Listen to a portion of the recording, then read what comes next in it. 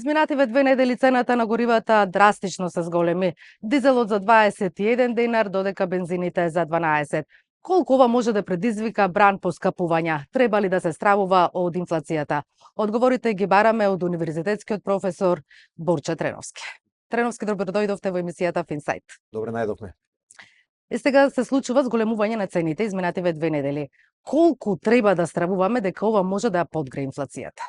Ете, пред да размислиме колку и како може да влијае на инфлацијата, најдобро е прво да спомнеме неколку збора за тоа како делува, односно како функционира пазарот на деривати, односно на енергенци. Значи нафтата, односно природниот газ, пред се нафтата не е било каков производ, каков инпут. Тоа е инпут во секој степен, односно во секој ниво на производство од повеќе аспекти. Односно, едно е горивото кое го користиме во нашите автомобили, поврзано е со транспортот. Транспортот е поврзан со секоја гранка на функционирање и на бизнисот и на граѓаните. Граѓаните одат на работа, бизнисите произведуваат, имате градежништвото, исто троши голем број на инпути и така натаму. Така да, кога ќе се зголеми инпутот, како што е нафтата, тој делува на секоја степен, односно на секој ниво од степенот на производство и на тој начин предизвикува определен инфлаторен притисок. Сега, пред да стравуваме, односно да дискутираме за тоа како и колку би влијало тоа на инфлацијата, најпрво треба и да размислиме како делува овој инфлаторен бран.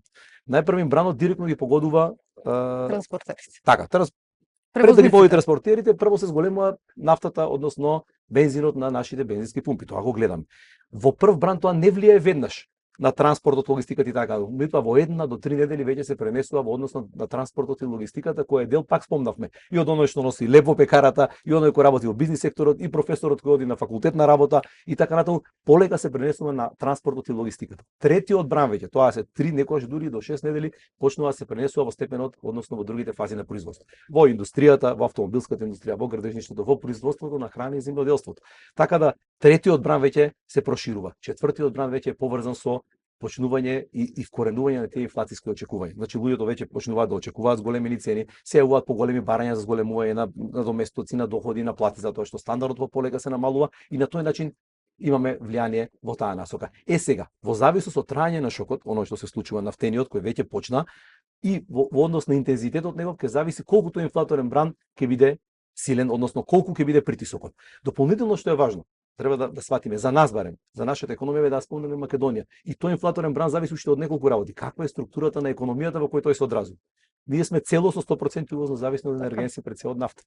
Имаме значаен удел. Европската унија некаде има 7 до 9% зависност во транспортот од енергија, од енергија и од енергенци, кај нас некаде е веќе до 13%. Храната е некаде од 12 до 20% во Европска унија, учеството во инфлацијата кај нас е 38%.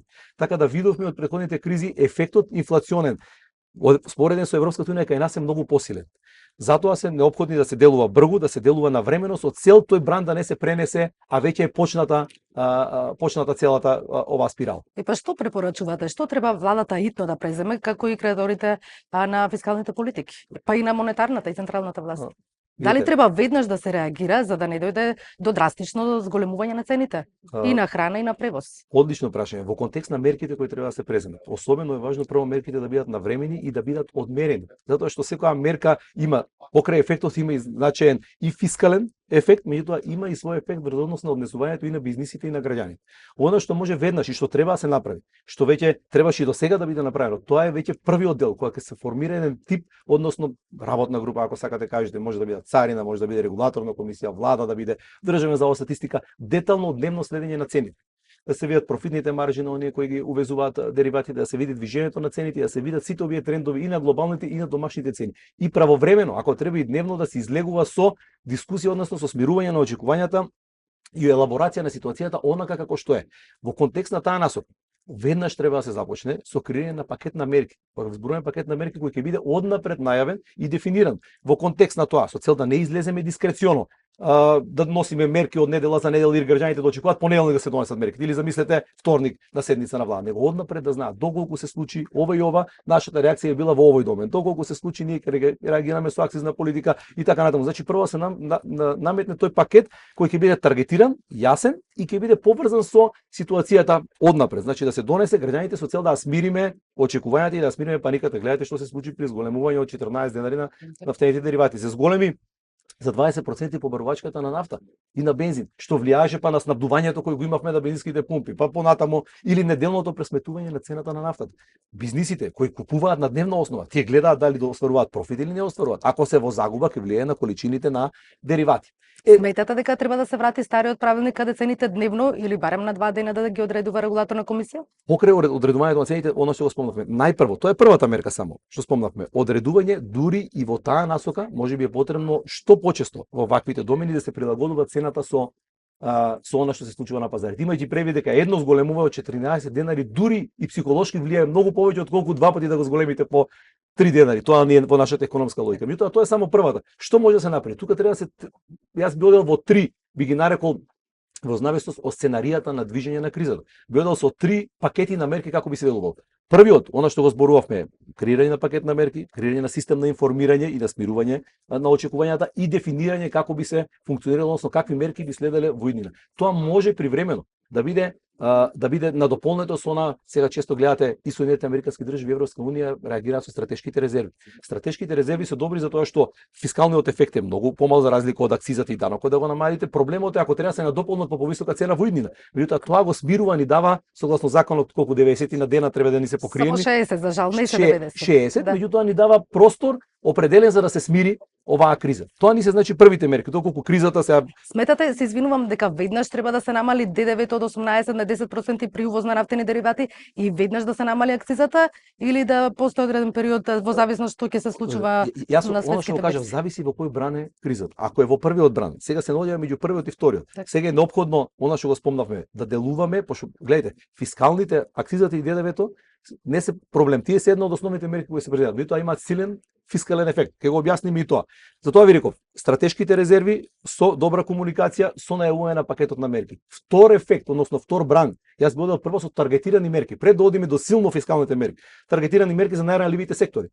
Правотувачка индустрија, земјоделие, јавен транспорт, земјоделци, социјално ранливи категории, со цел да им помогнеме. Тие се помали фискални пакети, меѓутоа директно може да го олавуваат притисокот, да биде таргетиран. Ако идете со ДДВ и акциза, вие генерално бенефит имаат сите, дури они кои може да си дозволат во моментот да го платат тоа гориво. Значи одиме со таргетирани мерки поврзани со определени сектори. Третиот ефект, доколку и тоа не вроди во плод, доколку е екстремно почна да се зголемува на $120, $130 нафта, тогаш веќе имаме посилен ефект и тогаш со цел да не се пренесе ефектот на инфлаторните очекувања на другите граѓани во производството, може да се реагира посилно со акцизната политика и со политиката со даночната политика. Меѓутоа и тука е колку, со колкав ефект. Јас направив некоја чисто едноставна пресметка врз основа на потрошувачката на гориво и еластичностите кои сме ги имале порано, како влијае буџетскиот ефект. Замислете некаде ако реагирате со 5 денари намалување на акцизата, тоа би влијало некаде некоја ептен груба проценка не некаде околу 6 милиони евра месечно. Доколку одите некаде со 10 денари, тоа е веќе 12. Доколку одите со 15 на денари би било некаде 18 до 20 милиони евра месечно. Значи зборуваме за значајна сума фискална. Да, дали тоа буџетот наш може да се го дозволи? Па тука е прашањето, значи пред да дојдете до таква реакција и во таков контекст ние мора да ги исцрпиме сите други фактори, односно правите пакет на поразлични мерки со кои делувате на целиот пазар на енергенси. Мора да кажеме, увозно зависна земја сме, енергенсите ги везуваме 100%, глобалните текови ефекти се пренесуваат кај нас. Ние можеме да го ублажиме ефектот, повторно рековме. Не можеме целосно да го заштитиме и да го елиминираме. Ефектот и врз бизнисите и врз граѓаните. Споменавте дека веќе доцнеме со мерки. Задоцневме ли? Или треба веднаш уште денес да се реагира? Јас мислам дека што побрзо треба да се реагира. Она што го гледаме денес, чекаме да видиме дали ќе има мерки. Почнуваат шпекулации во медиумите, почнуваат дискусии дали ќе се донесат мерки, дали со акцизата ќе се делува, пијаме определени најави. Тоа не смееме да го дозволиме. Тоа делува на очекувањата и шпекулативно на цените, на било кој пазар, како што беше со цените ако се сеќавате со производите во определен период. Во таа насока треба што побрзо да се излезе со јасна политика. Како ќе се делува, во кој период и на колкав шок со која мерка ќе се одговори, со цел да се смират граѓаните и да знаеме што ќе се случува во иднина. Рековме веќе е зрела состојбата затоа што веќе ќе почне од бранот од логистиката и транспортот, кој гледаме дека веќе почнува да се ефектуираат цените, ќе почнат веќе на градежниството, храната и така натаму. Тоа веќе за 2 недели, 3 недели од сега ќе почне да се чувствува и таму. Така да што побрзо треба да се донесат сеопфатни мерки. Неизвестноста се уште е присутна, цената на нафтата и на светските берзи постојано ескалира и оди нагоре, а вашето оптимистичко сценарио, за колку време би можело да се заврши овој конфликт и кое би било најоптимално за сите економии? Па видите, има повеќе очекувања кои ги прават релевантните меѓународни институции, од оние инвестиционите банки до оние кои се, како да ги кажеме, глобални стратешки институти кои прават определени истражувања. Најчесто се спомнуваат три сценарија. Првото сценарио е дека релативно краток би бил конфликтот. Односно би било повремено во рок од месец, месец и пол и така натаму ќе се смират тензиите во Ормудскиот теснец, ќе се отпушти движењето на нафта и така натаму и ќе имаме некое благо зголемување и влијание на инфлацијата, односно ќе имаме определен инфлационен бран, глобален, и тоа тој ќе биде краток и релативно брзо ќе се смири. Нема да се дозволи она да се пренесе на сите производи, инфлационите очекувања. Да не забораваме дека излеговме од претходна низа на кризи. Имаше ситуација, се сеќавате, со тарифите и така натаму, значи имавме геополитички тензии кои така влијае веќе да се подгрее. Двоцифрена инфлација, треба да се стравува од двоцифрена повторно? Сега не. Се уште не сме во таа фаза да зборуваме за тоа. Се уште сме на почетокот и сме во сосема друга состојба во овој момент. Така да тоа е првото. Тоа е некое најоптимистичко сценарио кој се зборува и тој тврди, гледате, дека некаде би се стабилизирала веќе април месец на $85 цената на барел. Тоа е некое предвидување дел од меѓународните финансиски институции. Второто е дека оваа состојба ќе продолжи на повеќе месеци, на среден рок, еве би кажале, не премногу долго, меѓутоа на среден рок ќе би предизвикало определена неизвестност на пазарот на нафтени деривати во и геополитички, економски и социјални пребирања, дека овој период на движење цената нагоре и надоле ќе трае. Во таа ситуација ние треба да сме подготвени да делуваме со повеќе мерки со цел да не се вдомат очекуваните инфлаторни, да не се пренесе цената на сите производи, односно повторно да немаме намалување на стандардот на граѓаните. Значи таа е најизвестното сценарио дека тој период ќе продолжи, меѓутоа нема целосно затварање на Ормудскиот теснец, нема ограничување целосно на нафтата, екстремно сценарио, зголемување до $200-150 цена на барел, меѓутоа неизвестноста ќе трае и ова полека, ако не се преземат привремени мерки, може исто така да биде соодветен проблем. Третото сценарио е она екстремното затварање на протокот Ормудски, голем дел од нафтата останува таму, се проширува кризата на Блискиот исток и така натаму, и тука веќе според некои проценки се гледа дека ако се случи тоа веќе втората, третата недела од затварање на Ормудскиот, цените на нафтата би пораснале екстремно многу, односно тоа е најнепосакуваното и најмалку веројатното според она што се случува сега. Гледаме дека и сега не е затворен целосно. Определени бродови се пропуштаат кон Азија, односно кон Кина, кон Индија, кон Јапонија и така натаму. Така да се уште сме некаде во меѓу првото и второто сценарио, јас би рекол. Доколку се реализира третото, што би се случило? Нафта ќе нема.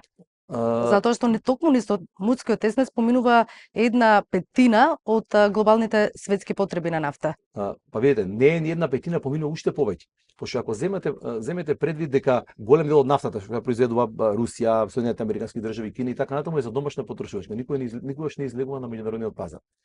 Нафтата и најголемите 50% од резервите се на Блискиот исток, баш во тој околу тој теснец поврзани на глобални резерви на нафта. Од тука тие се најголем дел наменети извоз. Значи некаде околу 33 до 35% од глобалниот трговија на нафта се одвива поврзано со тој Ормудски. Да не зборуваме дека и гасот е тука, и еве сега и џубривата вештачки, уреата, амоњакот и така натаму, тоа е веќе друга теза. Така да во тој домен Ормудскиот теснец е исклучително важен. И од друга една работа поврзана со цените на нафтата. Цените на нафта се исклучително нееластични. Значи, на едната страна имате и понудата е нееластична, значи еве што и да се случи, прво понудата не може да зголеми. Потребни се нови нафтени полиња, истражувања, инфраструктура, нови и така натаму. Таа е неподвижна. Во овој момент не може нафтата од Ормудскиот теснец да се изнесе. Значи некаде 20% се нафтените овие нафтоводите кои може да изнесат надвор од водениот пат. Значи тоа дополнително. Меѓутоа тоа ќе биде многу поскапо, аналитичари слушаат. Така, тоа ќе биде многу повеќе цена. Ќе биде уште поскапо, не може да се ограничувањето ќе биде многу поголемо, тоа е едниот домен, од друга страна она што го спомнавме, побарувачката е исто многу. Ако гледате од друга страна, исто така не е еластична. Вие не можете да запрете да возите автомобил. Фабриката не може да запре Значи на 10% зголемување на цената на нафтата, проценките се дека само 1 до 2% се намалува побарувачка. Не е како другите производи. Така да имате нееластична понуда побарувачка, тоа влијае на цената. Меѓутоа, сме видели и претходни кризи. Сме видели 73 година кога неколку пати, 3-4 пати се зголеми цената на нафта. Нафта не може да нема.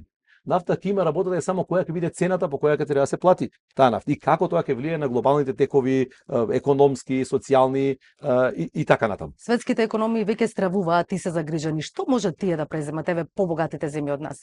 Па видите, од она што го спомнавме пред малку, кој е ефектот од она што се случува сега на Блискиот исток? Некаде пред проценките се дека 80-85% од нафтените деривати од кон Азија. Односно, замислете, 80 до 90% од увозот на нафтени деривати во Јапонија доаѓа од Блискиот исток, точно од тие земји, од Катар, од Саудиска Арабија, од Иран, од Ирак, од Обединетите Арапски Емирати.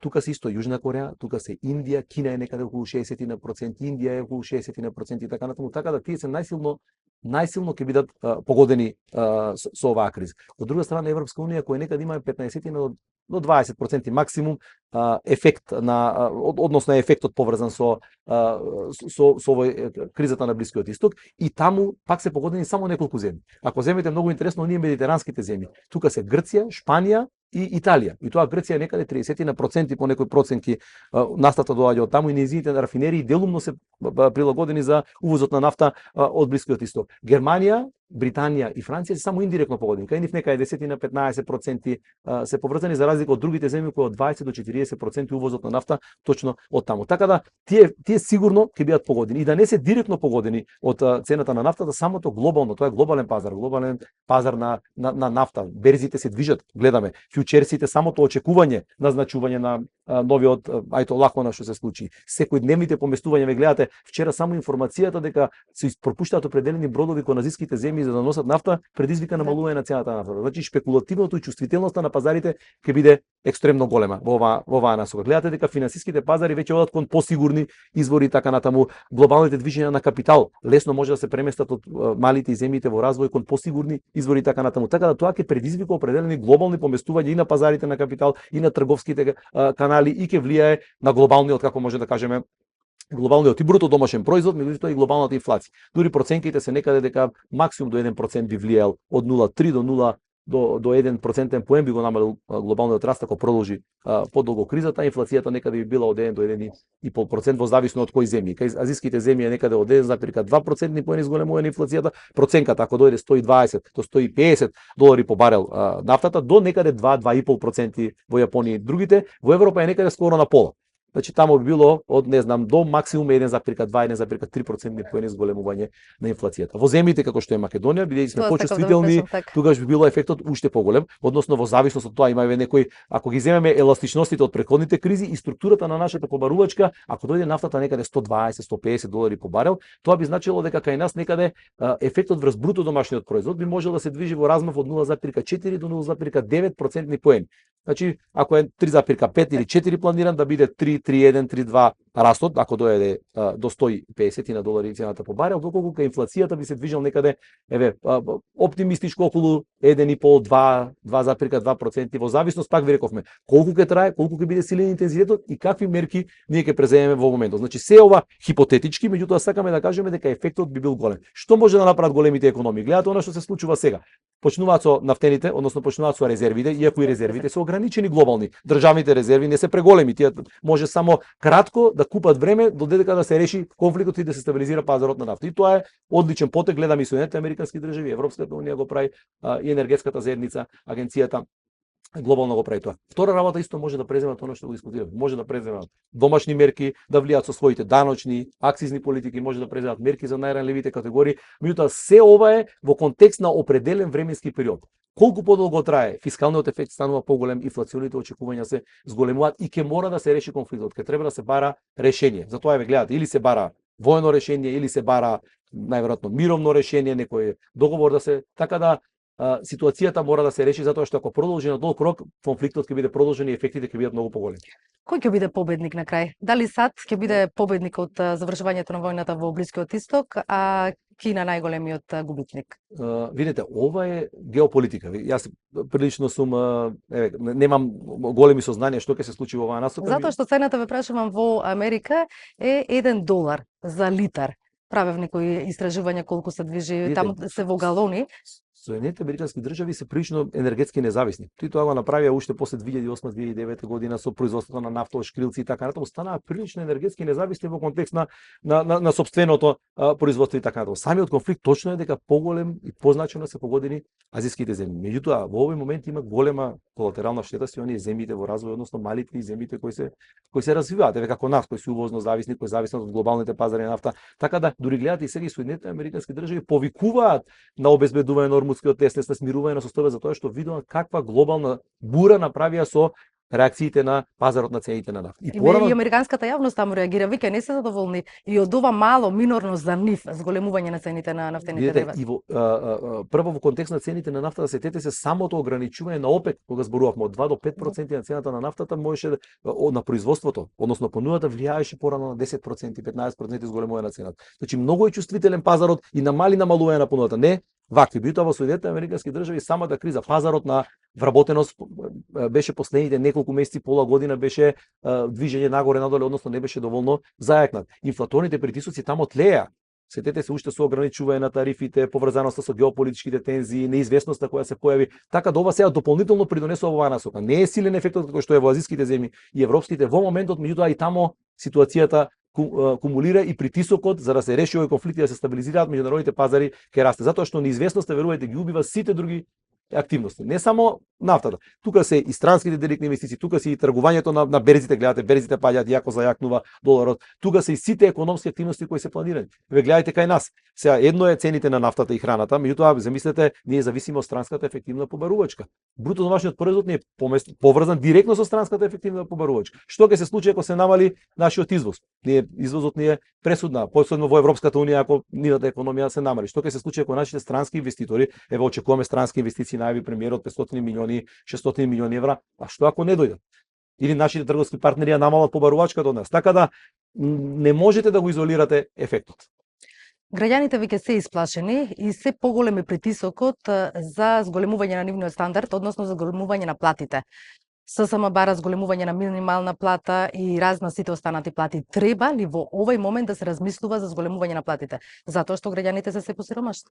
Видете, ова и очекуваат дека цените и натаму ќе растат. Ова е прашање кој исто така тлее по долг временски период. И уште пред да се јави оваа криза, барањето за зголемување на плати, за минималната плата и така натаму траеше по долг временски период. Она што можеме да го кажеме е дека стандардот на граѓаните со последователните кризи кои се случија беше значајно оштетен. Зборуваме за граѓаните со минимални примања, односно за најранливите граѓани. Значајно беше намален доходот, нивната куповна сила со зголемување на цените и така натаму. Тие беа сериозно повредени од оваа целата ситуација. Во оваа ситуација во која се наоѓаме, особено се погодени и ќе бидат дополнително погодени, да не забораваме, граѓаните кои имаат најниски примања. Затоа што не секој исто ги погодува инфлацијата. Инфлацијата е данок регресивен кој ги погодува најсиромашните. Зошто ги погодува најсиромашните? Најсиромашните кај нас 20-30% трошат 70% за храна. Двојно повеќе од просекот во држава, кој е некаде 38%. За енергија исто така трошат повеќе се и на енергетски се зависни во таа насока. Така да домаќинството, трошоците кои ги праќаат за одржување на домот, и нив се поголем дел од доход. Така да тие нивната инфлација ако кај нас е 4-5%, кај најсиромашните може да биде и многу поголема, да бидат сериозно погодени. Така да дефинитивно таргетирани мерки и треба да им се помогне на тие граѓани. Како да им помогнеме на стандардот? Јас според мене минималната плата е само една алатка. Тоа не значи голема минимална плата совршен стандард. Ако изголемите цените за исто ниво со зголемување на минималната плата, вие не сте направиле ништо. Проблемот е како да делуваме системски. Системски значи, сетете се, имавме бојкот на маркети. Цените да не ги забораваме. Од едната страна е зголемување на минималната плата, што според мене не е дали треба да расте. Како да ја одржливо да ја зголемиме. Добриот економист гледа на среден и долг рок. Не гледа сега да ја зголемиме, па за една нела или за една година да треба да зголемуваме даноци, да намалуваме, да спасуваме мали компании и така натаму. Значи како да ја зголемиме и тоа да биде одржливо. И тука може тоа е посебна дискусија која можеме да отвориме понатаму. Накратко, како да се зголеми? Меѓутоа, само да кажам, минималната плата е едниот дел. Вториот дел е влијанието на цените. Сетете се, зголемена конкуренција, ограничување она која беше со маржите во таа насока, контрола на цените на пазарите, значи паралелно со минималната плата ние мораме да се грижиме за развој на нашите пазари, за конкуренцијата и за стабилизација на цените, домашно производство на храна, диверзификација на енергетска зависност и така натаму. Третиот дел, да не го забораваме, исто така ни е поврзан со создавање услови на бизнис секторот.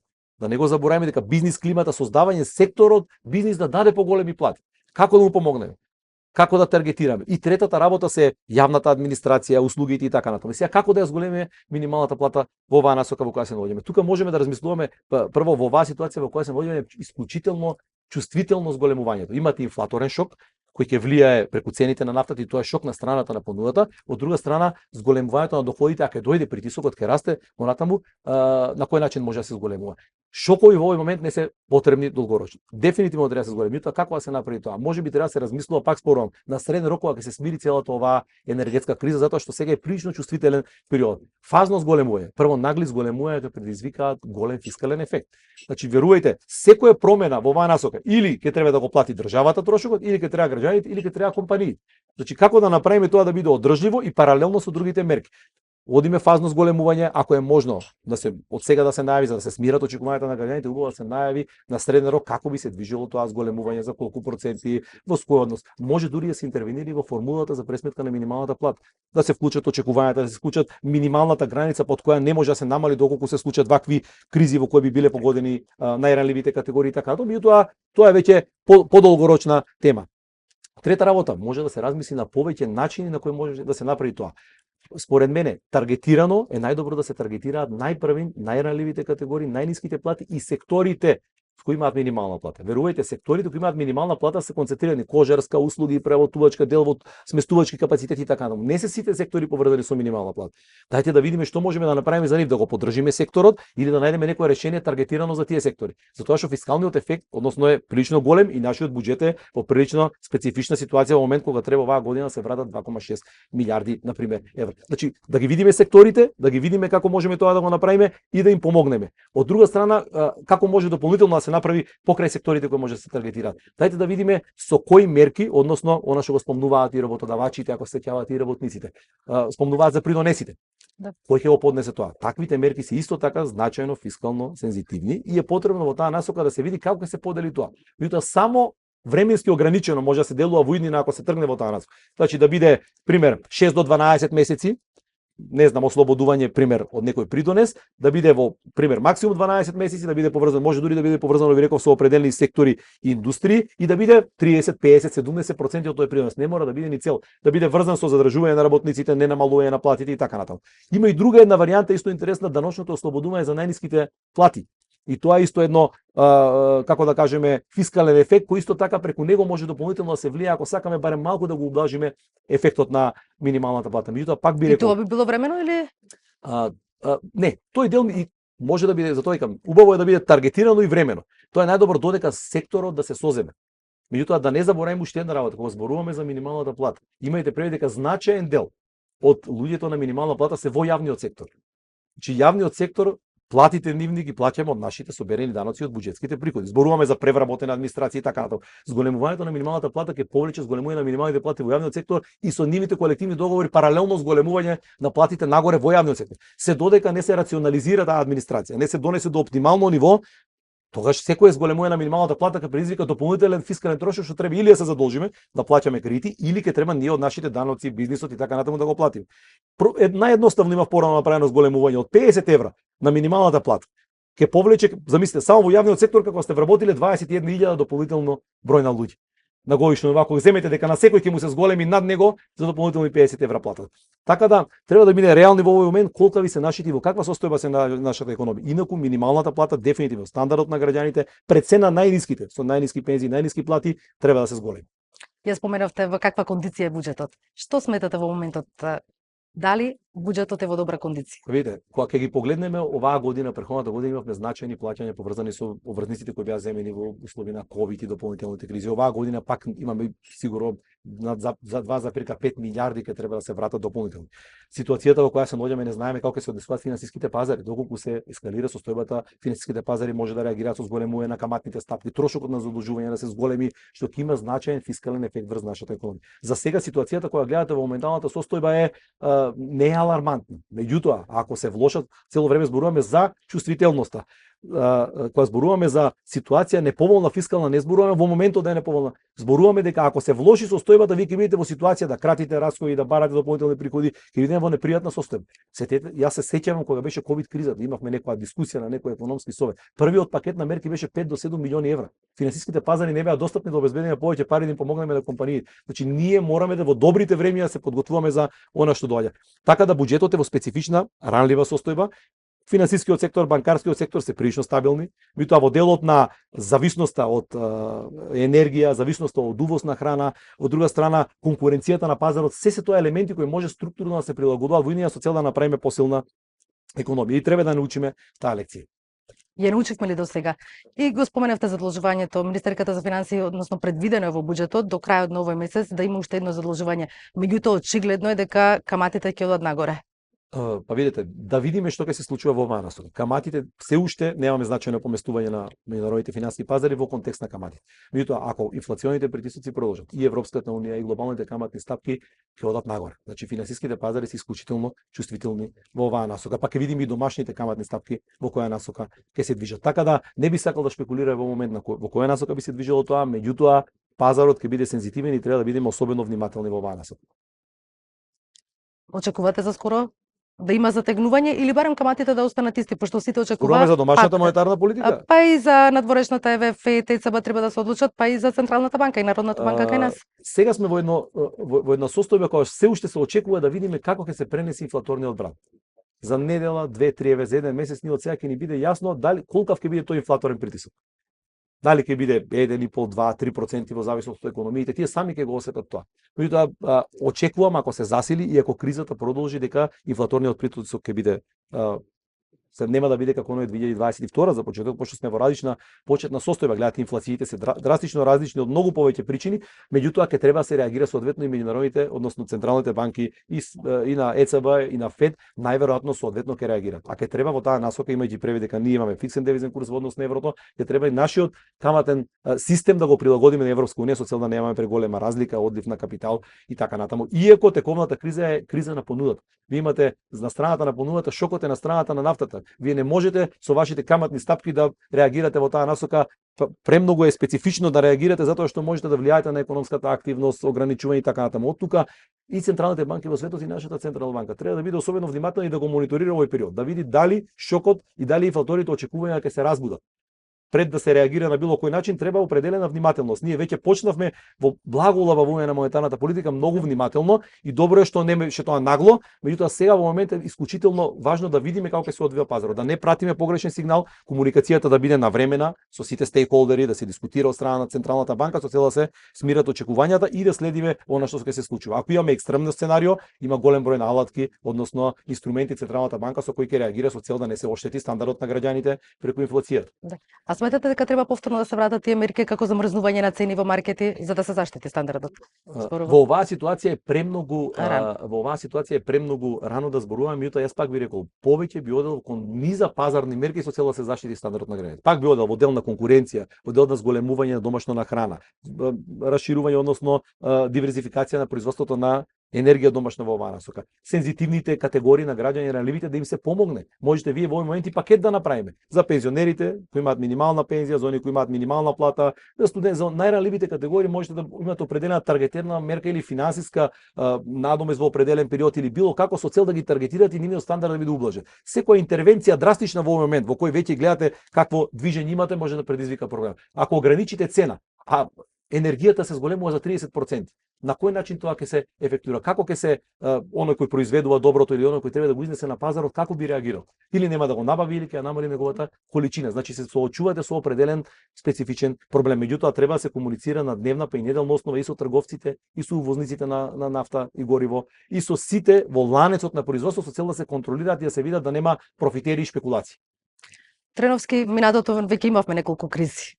Ја научивме лекцијата, не ние граѓаните, не го креаторите на политики. И какви ефекти до сега дадоа тие преземени мерки?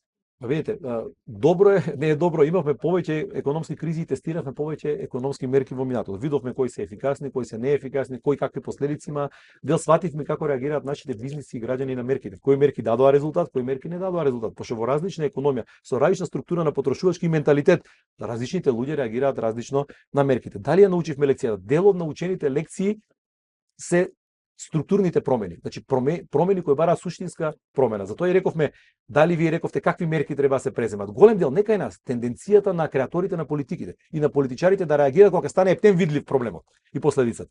А реакцијата наша, јас кога предлагаме економистите да делувате пред да се случи, превентивно, да не дојде до ескалација па да морате да го лечите проблемот. Дали ги научивме лекциите? Една од главните лекции која беше? Да во добрите времиња се создаваат бафери, станувате силни во добри времиња. Во добро време градите институции, во добро време го зајакнувате буџетот, ги зајакнувате собствените приходи, ја намалувате неформалната економија, ја оптимизирате администрацијата, помагате на ранливите категории, ја подигнувате платата. Кога ќе дојдат времињата како сега со предизвици, тогаш екстремно се комплицира ова за да направите било каква значајна промена без да направите хаотичен проблем што на среден рок ќе треба да се лечи. Ако се вратиме назад, ништо од ова што споменавте не е направено до сега, ниту е намалена неформалната економија, нити се зголемени платите, ни продуктивноста. Значи дека не сме научиле, не сме извлекле поука. Видете, во контекст на научените лекции, диверзификација на обновливите извори на енергија имаме благо. Фискалниот ефект и буџетот во кој се наоѓа се уште ранлив. Може да кажеме дека не го зајакнавме значајно во изминатите неколку години, 3, 4, 5 години требаше да го зајакнеме барем приходната страна и да ја оптимизираме расходната страна на буџетот. Тоа го зборувам, јас барем го зборувам 10 и повеќе години да го направиме ефикасноста на спроведување на капиталните инвестиции да ја подобриме. Значи се што е поврзано со фискалната состојба требаше значајно да го подобриме. Оптимизација на администрацијата исто се зборува со години, се уште драстични промена и ефикасноста во кај неа не е зголема. Ефикасноста на институциите имаме некои мали подобрувања, меѓутоа и таа се уште каска во место. Тоа се структурни промени за кои треба силна волја, треба консензус политички да имате. Замислете, да направите рест со 30% во администрацијата, вие мора да подадат рака политичките партии, да нема, време, верувајте, после ваквите кризи ние ќе сватиме дека е време да направиме позначени структурни промени. Козметички промени не создаваат долгорочна одржливост на економијата. Треновски да се надеваме дека кризата на Блискиот исток за брзо ќе заврши, за последиците на сите нас да бидат помали. Ви благодарам што бевте гостин во емисијата Финсайт.